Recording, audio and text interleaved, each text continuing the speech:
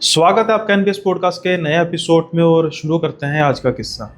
वो गाड़ी जिसमें राजीव बैठे हुए थे, वो गाड़ी गांव की तरफ बढ़ती जा रही थी।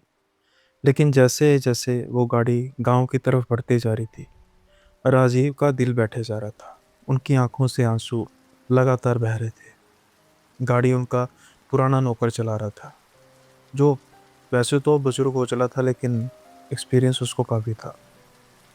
अब वो गाड़ी गांव की सड़क की तरफ रुख करती है, पक्की सड़क। लेकिन किसी ज़माने में ये कच्ची सड़क हुआ करती थी। ये सड़क को पक्की कराना राजीव के दादाजी की देन थी, और आज राजीव के दादाजी चल बसे थे। राजीव का उनके दादाजी के साथ खासा प्यार था। शायद इसीलिए जैसे जैसे गांव पास आता जा रहा था, राजीव का दिल बैठे जा रहा था। वो दादाजी जिनको राजीव बेहद प्यार करता था, वो सिर्फ दादाजी की वजह से ही गांव नहीं छोड़ना चाहता था। लेकिन उच्च शिक्षा के लिए शहर तो जाना ही पड़ना था, और इसीलिए राजीव शहर में ही हॉस्टल में रह रहा था। और जैसे ही राजीव के दादाजी स्वर्ग सिधारे, राजीव को बता दिया गया और उसको लेने के लिए गाड़ी भेज दी गई।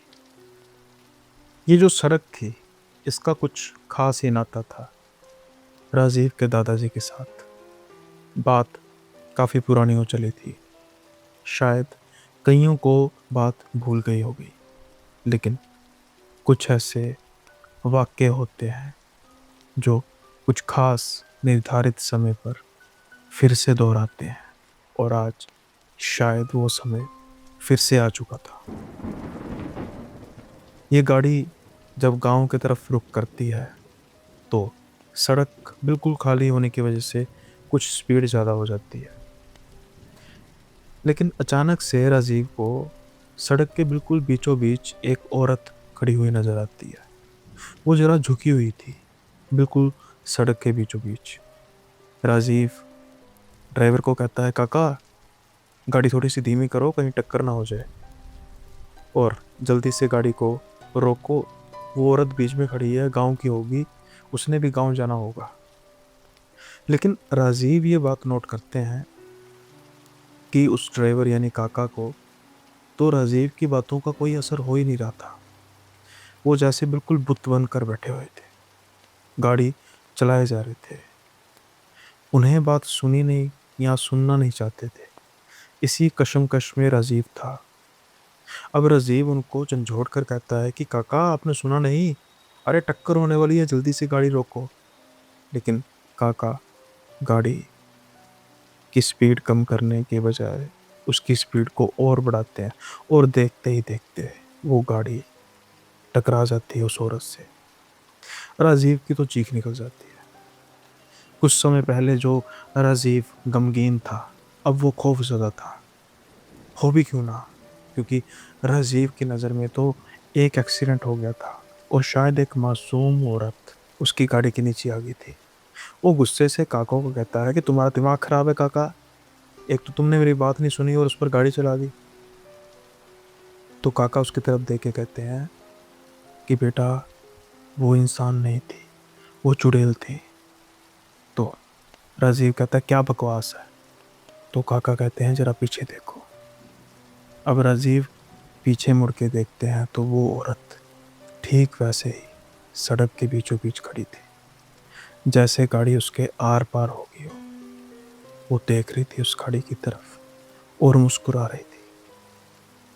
राजीव के पास अब कोई जवाब नहीं था, क्योंकि जो वो देख रहा था उसको अपनी आंखों पर विश्वास नहीं हो रहा था। अभी कुछ मिनट पहले ही तो गाड़ी उस पर चढ़ गई थी। ऐसा कैसे हो सकता है कि उसको एक खरोंच भी नहीं हो और वो फिर से सड़क के बीचों बीच खड़ी हो गई थी। तो फिर क्या जो काका कह रहे थे वो सच था? क्या सच में ये इंसान नहीं है? राजीव अब बिल्कुल निशब्द था। वो कुछ बोल नहीं रहा था।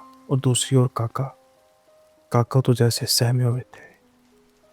जैसे तैसे करके उन्होंने उस मौके को तो संभाल लिया था, लेकिन अब वो डर उनकी आंखों में भी साफ तौर पर दिखाई दे रहा था कि कुछ बड़ा हुआ है, या फिर कुछ बड़ा होने वाला है। जैसे ही गाड़ी घर पर पहुंचती है, उस घर में मानो सारा जैसे गांव ही आया हुआ था। होता भी क्यों ना, क्योंकि राजीव के दादाजी गांव के मुखिया तो थे ही, लेकिन गांव के भगवान भी थे। एक दयावान इंसान, सबकी मदद करने वाले, सबकी सुनने वाले। आज सारा गांव गमगीन था, लेकिन एक शख्स था जो काफी हड़बड़ाहट में था। वो जल्दी से बता देना चाहता था उस होने वाले अपशगुन की, वो जो अनहोनी उनके बिल्कुल घर के बाहर ही खड़ी होगी शायद। जैसे गाड़ी रुकती है, राजीव तो भागा भागा अपने दादाजी की देह के पास जाता है और उनके सीने पर जाकर रोने लग पड़ता है। कुछ समय के लिए जो अभी उसने रास्ते में देखा था वो भूल ही चुका था, लेकिन काका जी तो नहीं भूले थे ना।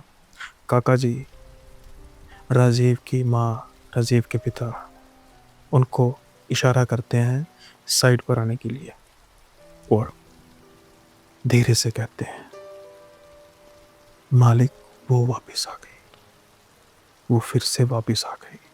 अब जैसे ही ये बात राजीव की माँ और उसके पिता सुनते हैं, उनकी जो आंखें गमगीन थी, आंसुओं से तरबतर थी, अब उनके सारे जिस्म जैसे कंपकपाए जा रहा था।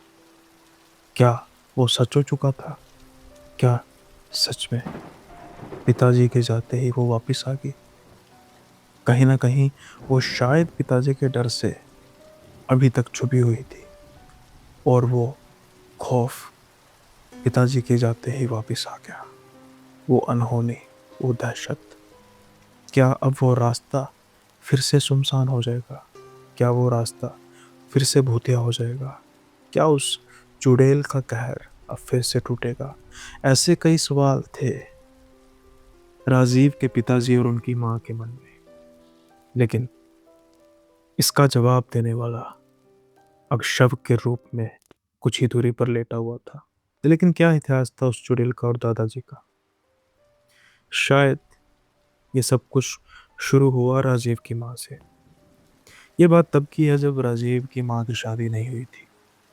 राजीव की माँ अपने घर में जब रहती थी दूसरे गांव में, वो बताती हैं कि उनके गांव में एक औरत होती थी जिसको सारे तंग करते थे, सभी उसको परेशान करते थे।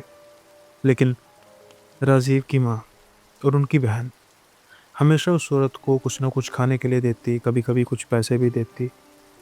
वो उसकी रखवाली करना कहीं ना कहीं अपना फ़र्ज समझती थी। लेकिन एक वक्त आया जब राजीव की माँ की शादी होनी थी। उनकी शादी हुई और उसके बाद जो देख रेख की जाती थी वो कहाँ होनी थी, क्योंकि कुछ ही महीनों बाद उनकी बहन की शादी भी होगी। यही तो दो बहनें थी जो उस औरत की देख रेख करती थी, उसको खाने के लिए दे देती थी, अपने पुराने कपड़े पहनने के लिए दे देती थी।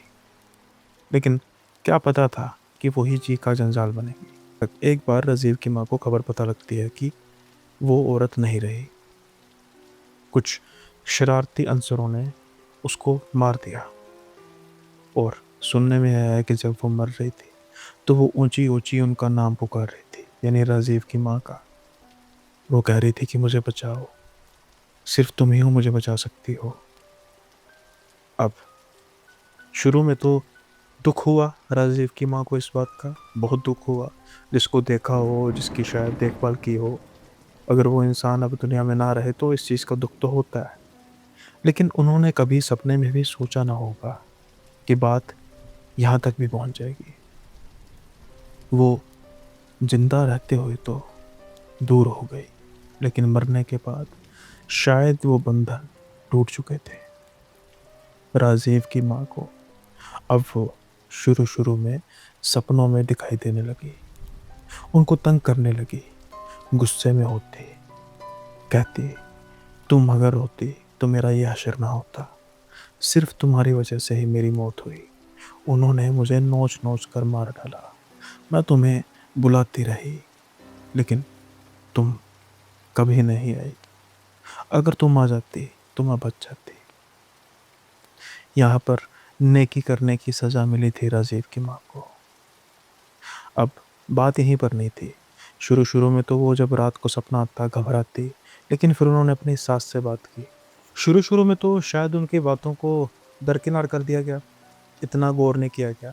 लेकिन ध्यान देना तब शुरू हुआ जब पहली बार राजीव की माँ का गर्भपात हुआ। शायद इसको एक दर्दनाक हादसा समझकर दरकिनार कर दिया गया। लेकिन उससे एक रात पहले फिर वो सपने में आई थी और कहा था कि तुम्हारा बच्चा लेके जा रही हूँ, जल्दी ही तुम्हें भी ले जाऊंगी। जब ये बात घर में बताई गई और जब ये गर्भपात हुआ तो सब चिंतित हुए, लेकिन फिर कहीं ना कहीं इग्नोर कर दिया गया। बात सीरियस तब हुई जब दूसरी बार भी गर्भपात हुआ और ठीक उससे एक रात पहले सपना आया। ठीक वही बात दोहराई गई। अब बात गंभीर हो चुकी थी। इनके जानने वाले थे। जब उन्होंने मुआयना किया तो फिर पता लगा कि वो जो औरत है उसकी प्रेत आत्मा इसके पीछे लग चुकी है, इनकी माँ के पीछे लग चुकी है और वो इन्हें मारना चाहती है, अपने साथ लेके जाना चाहती है। कहीं ना कहीं वो इनकी की गई नेकी को याद तो रखती है, लेकिन अपनी मौत का कारण भी इन्हें मांगती है, इसलिए वो इन्हें छोड़ेगी नहीं। अब वो काफ़ी करने वाले संत थे। उन्होंने उस प्रेतात्मा को कैद किया और गांव के रास्ते में एक पेड़ था जहाँ पर शायद उसको बांध दिया। क्या हुआ कुछ नहीं पता, लेकिन कम से कम उस घर से वो चली गई। उसके बाद फिर राजीव की माँ के बच्चे हुए, सब कुछ ठीक था, संपन्न परिवार था। दूसरी ओर जो राजीव के दादाजी थे, जैसा मैंने कहा कि काफ़ी नेक इंसान, लोगों की भलाई करने वाले, वो अपना फ़र्ज समझते थे सब कुछ। तो गांव के एक हिस्से में वो तकरीबन रोज़ ही एक सभा लगाते थे जहाँ पर लोग अपना दुख दर्द बताते, कुछ गांव के बारे में ठीक कुछ करना हो उसके बारे में भी बात की जाती। दोपहर के समय में वो घर नहीं आते थे, तो फिर कई बार उनका खाना जो होता था लेके जाया जाता था और एक आदमी स्पेशल इसी काम के लिए रखा होता था। एक बार उनके दादाजी जब टिफ़िन खोलते हैं, खाना खाने लगते हैं, तो उनको ये महसूस होता है कि खाना कुछ कम है या फिर लगता है कि शायद खाया गया है। अब दाल सब्जी हो उसके बारे में तो कोई कैसे पता लगा सकता है कि कम डाली है या ज़्यादा डाली है। लेकिन जो चपातियाँ होती थी उसको ऐसा लगता था कि किसी ने उसमें से टुकड़े निकाले हैं। 1-2 दिन तो शायद वो इग्नोर करते रहे, लेकिन कुछ दिन जब ऐसे ही चलता रहा तो फिर वो उस आदमी को कहते हैं कि बेटा, अगर तुम्हें भूख लगती है तो तुम अलग से कह सकते हो, मैं कह दूंगा घर में, तुम खाना खा के आ जाया करना। लेकिन वो काफ़ी हैरानी से कहता है कि बाबूजी आप ऐसा क्यों कह रहे हो। तो फिर इनके दादाजी कहते हैं कि जब भी तू टिफ़िन लेकर आता है उसमें कुछ खाना कम होता है, जैसे किसी ने खाया हो, तुम खा लेते हो ना खाना रास्ते में। तो वो कहता है कि नहीं बाबूजी ऐसा कैसे हो सकता है, आपका खाना मैं हाथ भी नहीं लगा सकता, ये तो जैसे ही टिफ़िन में होता है पैक में वैसे ही ले आता हूँ। लेकिन ये कह के वो चुप हो जाता है। तो दादाजी पूछते हैं कि लेकिन, तो वो कहता है कि बाबा जी लेकिन शायद आप मेरी बात पे विश्वास नहीं करेंगे। तो दादाजी कहते हैं कि बेटा बोल तो सही, क्या बात है? अगर तू बात करेगा तो विश्वास भी करूँगा। तो वो कहता है कि मुझे ना वो जो बरगद का पेड़ है, वहाँ पर एक औरत दिखाई देती है। जब भी मैं उसके पास से गुज़रा होता हूँ, तो वो औरत मुझे कहती है कि मुझे खाना दो। तो ऐसे कैसे मैं दे सकता हूँ? मैं उसको मना करता हूँ। वो कुछ देर मेरा पीछा करती है। जब वो मेरा पीछा करती है ना तो मुझे ऐसा लगता है कि जो टिफ़िन है वो हिल रहा है। फिर मैं जब पीछे मुड़ के देखता हूँ तो वो गायब हो जाती है, मतलब कहीं न कहीं चली जाती है। अब दादाजी थोड़े-से चिंतित हो जाते हैं और वो कहते हैं कि अच्छा ऐसा है, चलो मैं देखता हूँ। ऐसा करना तुम अब जब टिफ़िन लेकर आओगे ना, इस बार वो माँगेगी उसे गुस्से से कह देना कि नहीं मिलेगा और अगर चाहिए तो मेरे पास आ जाओ, हम तुम्हें खाने के लिए दे दिया करेंगे। जैसा कहा जाता है वैसा ही किया जाता है। लेकिन शायद ये एक भारी गलती थी। अगले दिन जब वो टिफ़िन लेके जाता है, रास्ते में फिर वही औरत मिलती है। जैसा दादाजी ने कहा था, उसको मना कर दिया जाता है उस आदमी द्वारा। लेकिन दोपहर से शाम हो चली थी आज दादाजी का टिफिन आया ही नहीं था। वो आदमी कहाँ रह गया? दादाजी चिंतित होते हैं। जब समय निकल जाता है तो दादाजी किसी आदमी को कहते हैं कि जा जरा देख के आ। अरे आज वो ठीक भी है कि नहीं, बुखार वगैरह तो नहीं है? आया नहीं। कुछ समय बाद वही आदमी दौड़ता दौड़ता आता है, उसकी आंखों में आंसू होते हैं, घबराया और कहता है, दादाजी वो तो पड़ा हुआ वहां पे पेड़ के पास, वो मर चुका है। उसकी छाती पूरी तरीके से फटी हुई है, जैसे किसी ने तेज नाखूनों से उसकी छाती को फाड़ा है। यकीनन कोई जानवर का काम है। लेकिन दादाजी को पता था कि ये जानवर का काम नहीं है, ये किसका काम है? उसी का, जो उनकी बहू को तंग कर रही थी, जिसको उस संत ने शायद इसी पेड़ के आसपास बांधा था और फिर से वो आज़ाद हो गई। लेकिन दादाजी भी कम नहीं थे। उन्होंने भी अपने समय में काफ़ी भक्ति की थी। वो जानते थे वो जानते थे कि ये प्रेत लोहे से खासा डरते हैं। अगले दिन, और उन्हें गुस्सा था उस आदमी के मरने का कि उस गरीब का क्या कसूर था। कुछ दिन बाद दादाजी ये विचार बनाते हैं कि मैं लेके जाऊंगा खाना, वो देखता हूँ कि वो क्या करती है मेरे साथ। किसी को बताते नहीं है, टिफिन उठाते हैं और चल पड़ते हैं। और जैसा उन्होंने सोचा था वैसा ही होता है। वो औरत उन्हें रास्ते में मिलती है, ठीक वैसे ही जैसे उस आदमी से खाना मांगती थी, उनसे मांगती है। दादाजी ठीक वैसे ही मना करते हैं जैसे उस आदमी ने आखिरी बार मना किया था। लेकिन जैसे ही वो चुड़ैल दादाजी पर हमलावर होती है, दादाजी एक खंजर निकालते हैं अपनी बगल में से और वो वार करना शुरू कर देते हैं उस चुड़ैल पर। जो चुड़ैल पहले वो काफ़ी हमलावर हुई थी, जिसको शायद ये गुमान था कि उसको कोई हरा नहीं सकता, उसके आगे कोई टिक नहीं सकता, पल ही भर में, कुछ ही वारों से अब वो दादाजी के कदमों में पड़ी थी। और दादाजी उससे वचन लेते हैं कि वो आज के बाद यहाँ पर कभी नज़र नहीं आएगी। और वो ठीक ऐसा ही कहती है कि आपके होते हुए मैं कभी नज़र नहीं आऊँगी। शायद दादाजी उसकी बात को समझ नहीं सके। वो बातों में छल कर गई और कह गई कि आपके होते हुए मैं मैं कभी नज़र नहीं आऊँगी। आज जब दादाजी अपना शरीर त्याग गए तो वो फिर से लौट आई। वो गांव में फिर से उसका कहर शुरू हो गया। तो वो रास्ता फिर से भूतिया हो गया। ये ऐसा किस्सा है जिसका अभी कुछ सलूशन नहीं निकला। शायद आज का एपिसोड इसी पर निर्धारित कर देते हैं। वो कैसे? क्योंकि जो अगला किस्सा है, शायद उसका भी अंजाम, या यूँ कहें कि उसका भी कोई अंत है ही नहीं, चल रहा है अभी भी। कब ख़त्म होगा परमात्मा जाने। लेकिन उम्मीद करता हूँ कि आपको ये किस्सा बेहद पसंद आया होगा। अगर पसंद आया है तो लाइक, शेयर, सब्सक्राइब ज़रूर कीजिए और साथ के साथ ही कमेंट बॉक्स में बताइएगा कि कैसा लगा आपको किस्सा।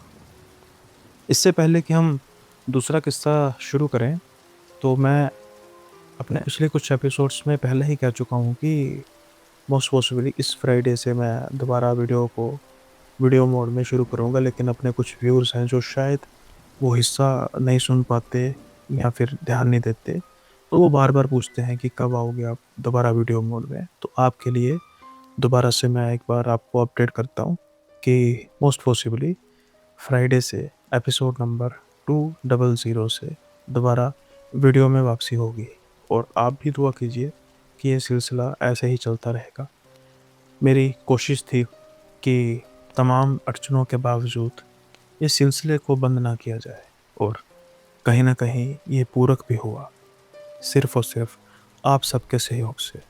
तो आगे भी आपका सहयोग जारी रहा तो ऐसे ही चलता रहेगा। और साथ के साथ ही अगर आप भी चाहते हैं कि अपने किस्से, कहानियाँ मुझसे शेयर करें ताकि मैं अपनी कहानियों में उनको बयां कर सकूं, तो जो आपको ये व्हाट्सअप नंबर, साथ के साथ ही इंस्टा आईडी और जीमेल आईडी मेरी स्क्रीन पर फ्लैश हो रही होगी, इन तीनों में से किसी पर भी आपको कन्वीनियंट लगे, आप मुझसे कॉन्टैक्ट कर सकते हैं और अपना किस्सा लिख कर, बोल कर, रिकॉर्ड कर किसी भी मोड में आपको ठीक लगे आप भेज सकते हैं। अगर किस्सा जस्टिफिकेशन देता हुआ, अगर हकीकत हुआ या फिर हकीकत के नज़दीक हुआ, तो मैं उसको ज़रूर नरेट करूँगा। और अगर आप चाहते हैं कि कम्युनिटी को जॉइन करें, कम्युनिटी क्या, व्हाट्सएप कम्युनिटी जिसमें हम बातें करते हैं, कमेंट तक हमारा रिलेशन नहीं रहता। आप चाहें तो मुझसे डीएम पर यानी कि पर्सनल भी कुछ अगर कहानी शेयर करना चाहे तो उस नंबर से कर भी सकते हैं। उसका जो लिंक है डिस्क्रिप्शन में दिया गया है, आप चाहें तो वहाँ जाकर कम्युनिटी को ज्वाइन कर सकते हैं। जैसा कि आप जानते हैं कि अभी उसमें मैं बहुत एक्टिव नहीं हूँ, लेकिन काफ़ी कुछ सोच के रखा हुआ है जो आने वाले दिनों में हम वहाँ पर कुछ एक्टिविटीज़ करेंगे। तो ज़रूर ज्वाइन कीजिए और सहायता मिलेगी मुझे आगे बढ़ने में। अब हम बढ़ते हैं अगले किस्से की ओर।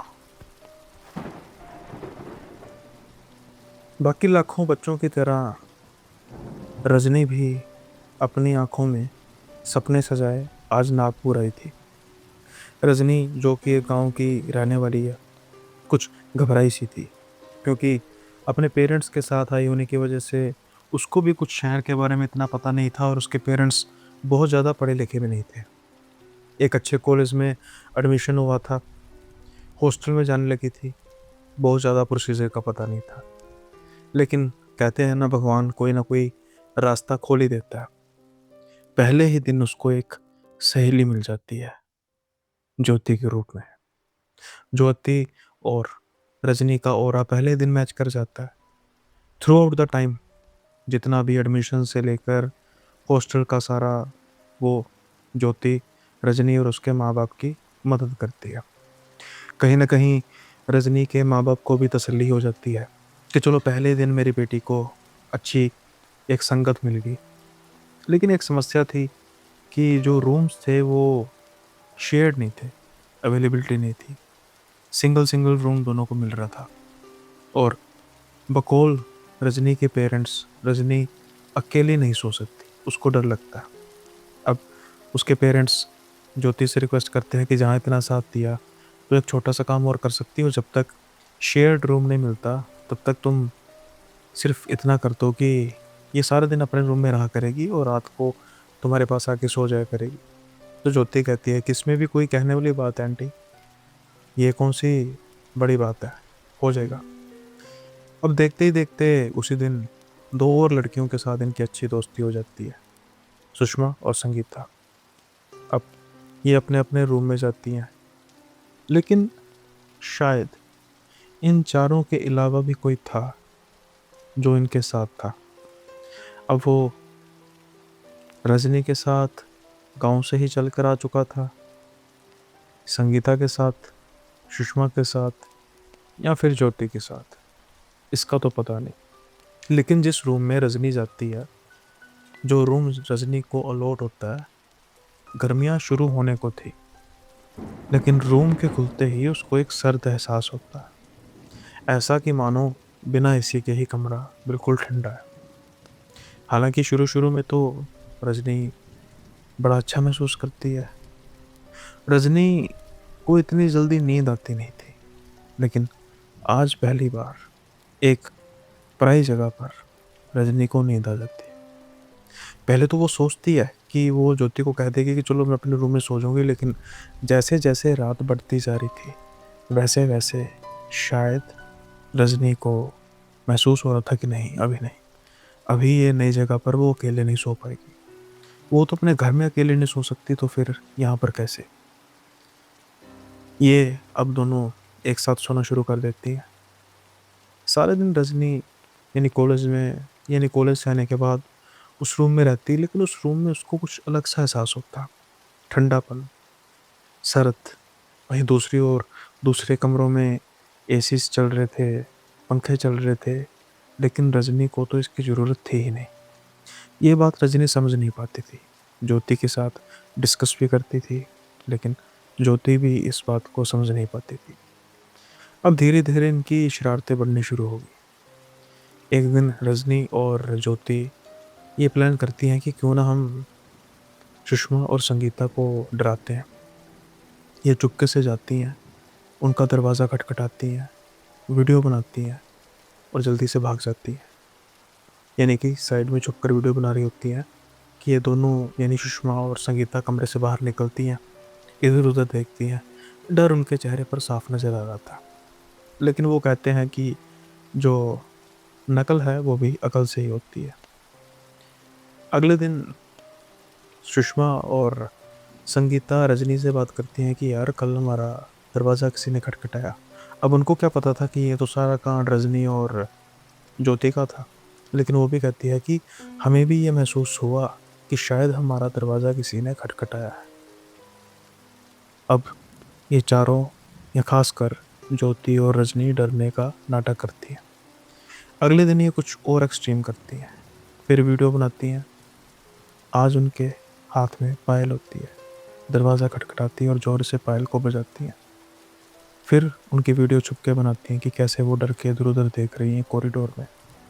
अगले दिन फिर ये चर्चा करती हैं। इस बार तो दरवाज़ा खटका ही है, साथ के साथ पायलों के सुनने की भी आवाज़ आई है। वहीं रजनी और ज्योति भी चौंकते हुए कहते हैं कि हाँ यार, हमें भी आई आवाज़। ये कहते हैं कि बात की जाए वार्डन से कि ऐसा कुछ है, कहीं भूत प्रेत का चक्कर तो नहीं है। लेकिन ये कहते हैं नहीं नहीं नहीं, अभी देखते हैं, शायद शायद कि कुछ और ही माजरा हो, कोई हमें तंग ना कर रहा हो।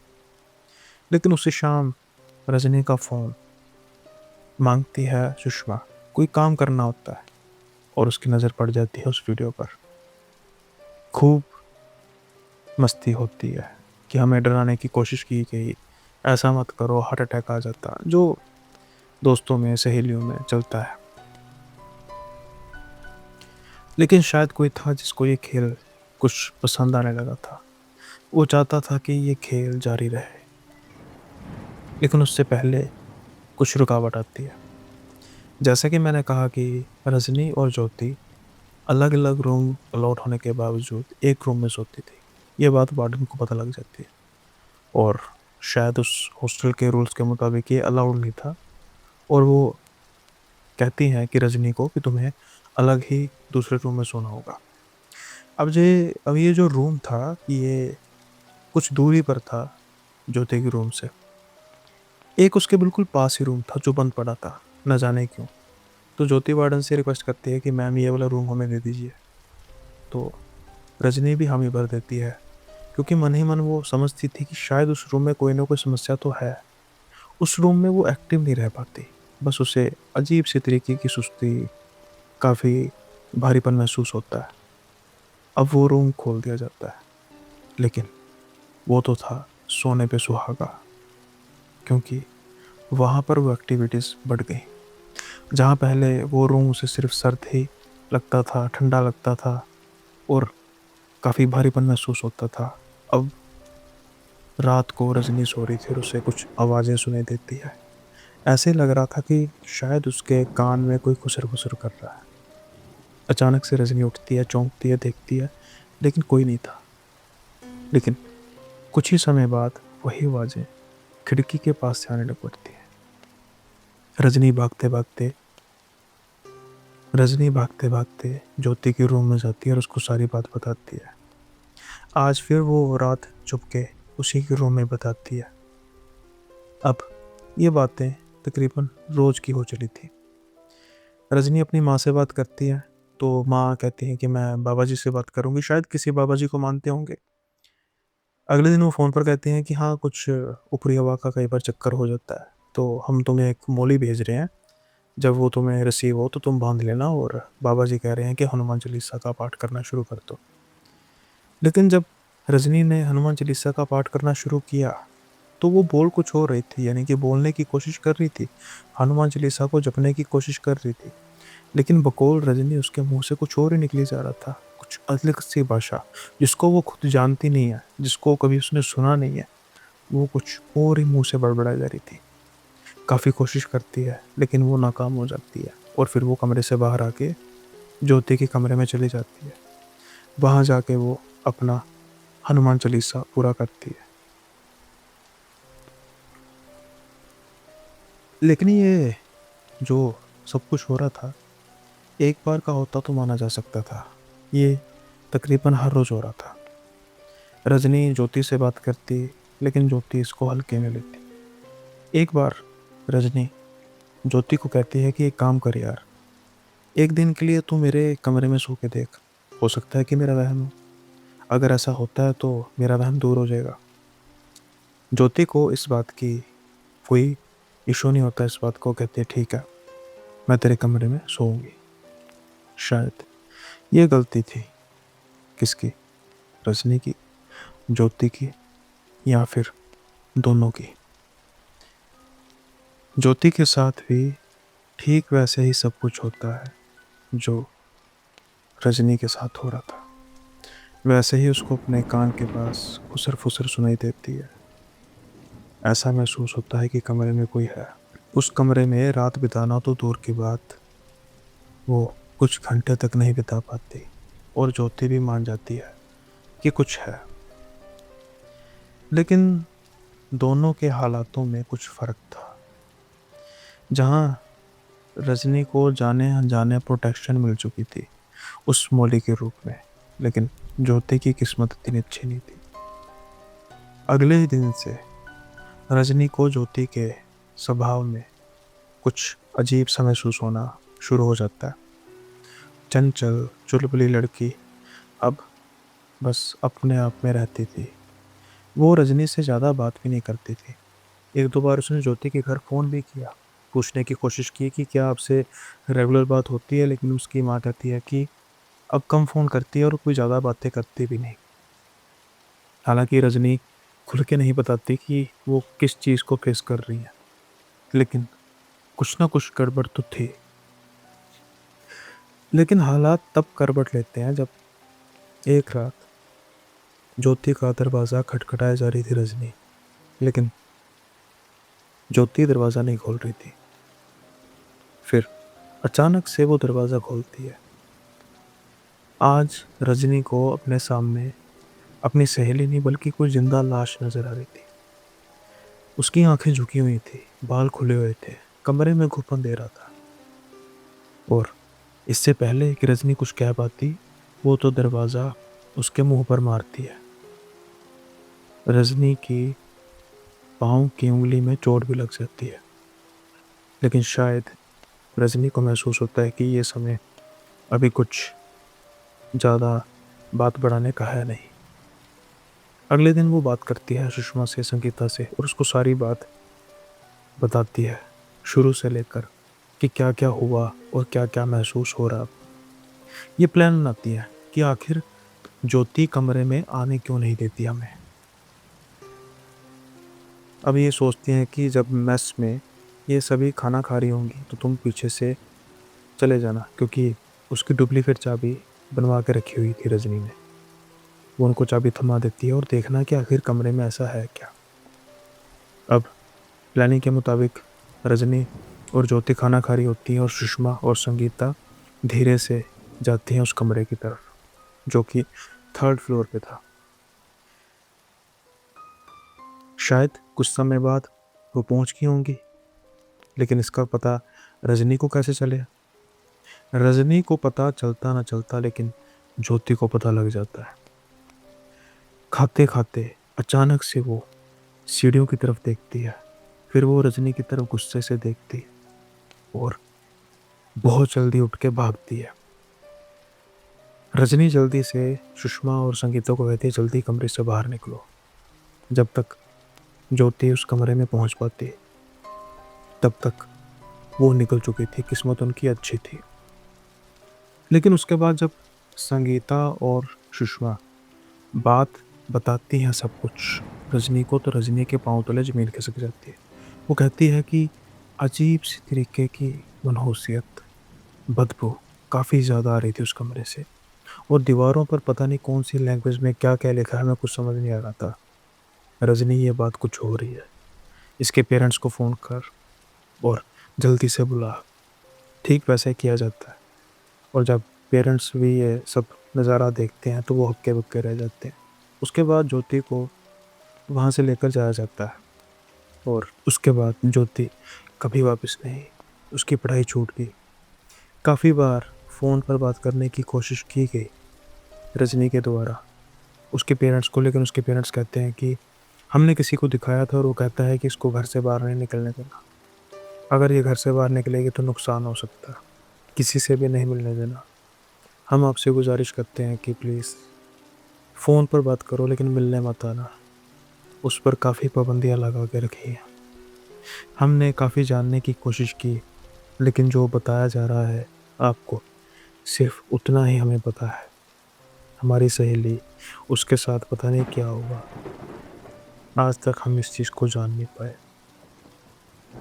जैसे मैंने कहा कि आज के किस्से जिनका शायद कोई सॉल्यूशन है ही नहीं, वो उस पर आधारित था। उम्मीद करता हूँ कि आपको पसंद आए होंगे और लाइक, शेयर, सब्सक्राइब करना मत भूलिएगा। कमेंट बॉक्स में ज़रूर बताइएगा कि कैसे लगे आपको किस्से।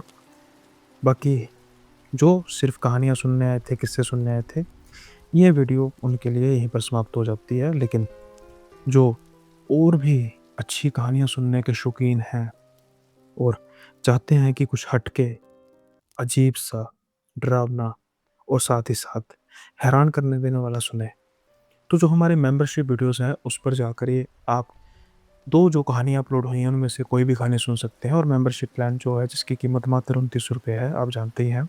यानी कि ₹1 पर डे से भी कम। 2 कहानियों का जो छोटा-सा सार है, वो आपको बता देता हूँ कि एक ऐसी चुड़ैल जिसको लाल रंग से घासा नफ़रत थी, उस गाँव में, हिमाचल के उस गाँव में, जिसने भी लाल रंग का कपड़ा डाला, उसकी मौत निश्चित थी। आज भी वो उस गाँव के एक घर के एक कमरे में वास करती है। वो उससे बाहर निकल तो नहीं सकती, लेकिन उसके आस-पास भी कोई नहीं जा सकता। वहीं दूसरी ओर लड़कियाँ, लड़के, सबका सपना होता है कि उन्हें एक जीवन साथी मिले। जब मोहब्बत बनती है, जब मोहब्बत हो जाती है, तो अपने चाहने वाले की मुस्कान ही सब कुछ होती है। लेकिन क्या हो जब वही मुस्कान खौफनाक बन जाए और जी का जंजाल बन जाए।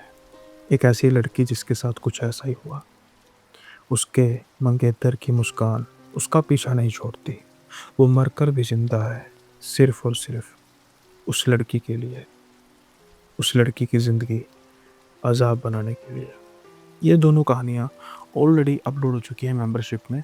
आप चाहें तो मेंबरशिप जॉइन कर सकते हैं, जिसमें मुझे फाइनेंशियल सपोर्ट तो मिलेगी, साथ के साथ इस चैनल को ग्रो करने में भी मदद मिलेगी। उम्मीद करता हूँ कि आपको वो भी किस्से पसंद आएँगे और उसका एक स्पेशल ग्रुप भी है, जो सिर्फ़ मेंबरशिप ओनली है, तो वो भी आप जॉइन कर सकते हैं। जब आप मेंबरशिप को जॉइन कर लेंगे, तो वो ग्रुप का लिंक ऑटोमैटिकली उस वीडियो में आपको नज़र आ जाएगा, वहाँ पर जाकर आप जॉइन कर सकते हैं। ख़ैर, उम्मीद करता हूँ कि आज के जो किस्से थे, आपको पसंद आए होंगे और फिर से एक बार दोहरा देता हूँ कि कमिंग दिस फ्राइडे जो वीडियो मोड है, उसको दोबारा से शुरू किया जाएगा। उम्मीद करता हूँ कि जारी रहेगा और जो हमने एक जर्नी एपिसोड नंबर 199 पर ख़त्म की थी, 200 से उसको दोबारा से शुरू करेंगे वीडियो मोड में। और साथ देने के लिए शुक्रिया। जल्दी मिलेंगे अगले एपिसोड में नए किस्सों के साथ। तब तक के लिए बाय बाय का ख्याल रखिएगा।